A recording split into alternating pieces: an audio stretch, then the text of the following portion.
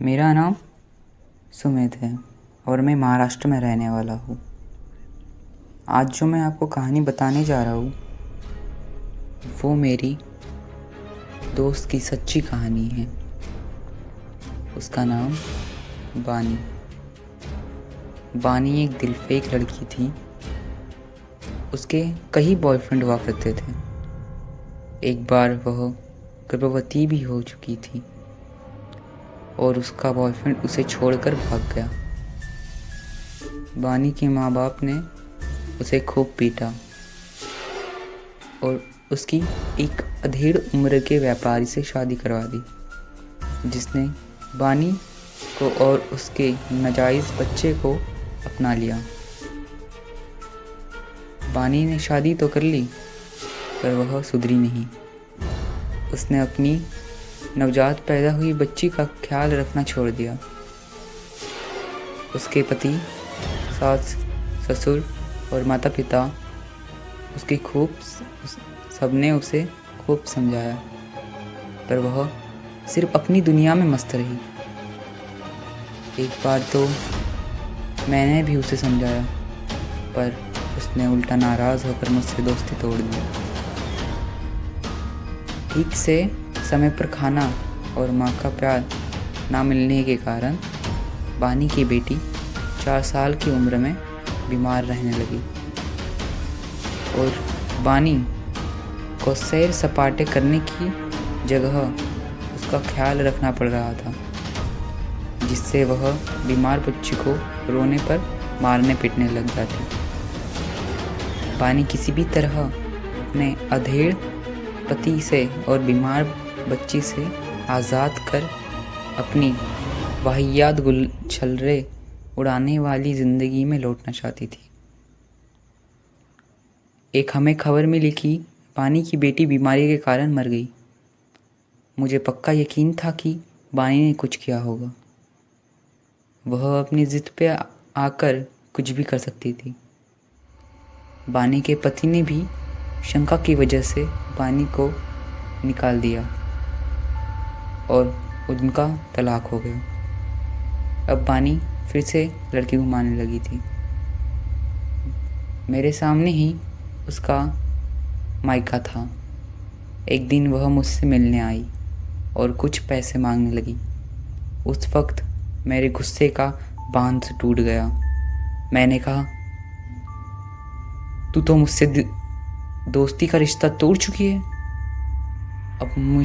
अब और बच्चे को मारने वाली डायनों से मुझे कोई संपर्क नहीं रखना। तू चली जा मेरे घर से और कभी वापस मत आना। वह गालियाँ बकती मेरे घर से चली गई। पता नहीं उस वक्त मुझे क्या हो गया था।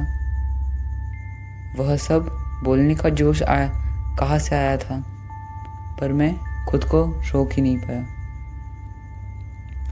बानी पर ऐसा गंभीर इल्ज़ाम लगाने पर मेरे माता पिता ने मुझे खूब डांटा और अंकल और आंटी भी मुझसे नाराज़ हुए, क्योंकि उसकी बेटी के खिलाफ मैंने ऐसा बोला। उस रात मेरी डर की कहानी शुरू हुई।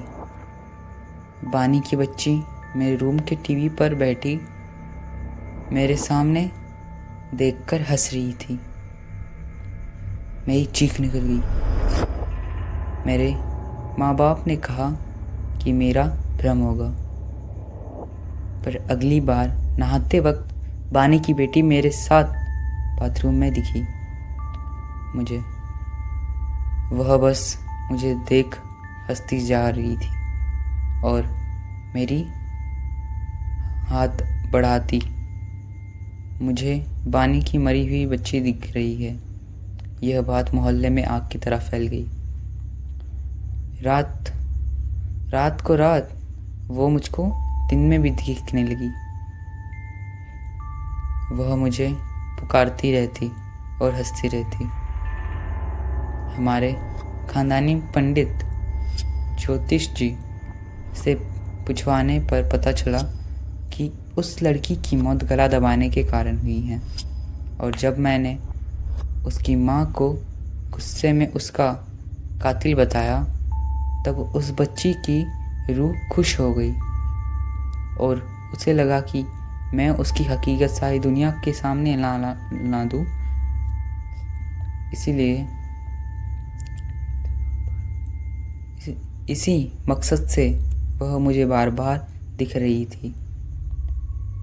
कोई सबूत और गवाह न होने के कारण बानी पर गुनाह साबित न हो पाया, पर मैंने उस मासूम बच्ची की आत्मा को शांति और मुक्ति के लिए शांति पाठ करवाए और गूंगे जानवरों को खाना खिलाया, ताकि उस धार्मिक कार्य का फल उस मासूम तक पहुँचे और उसे मुक्ति मिले। औरत जात के नाम पर कलंक। मेरी दोस्त पानी कुछ ही समय पहले एक वाहन दुर्घटना में मारी गई, जब वह शराब के नशे में अपने लफंगे दोस्तों के साथ पार्टी करके घर लौट रही थी। मुझे अभी भी कभी कभी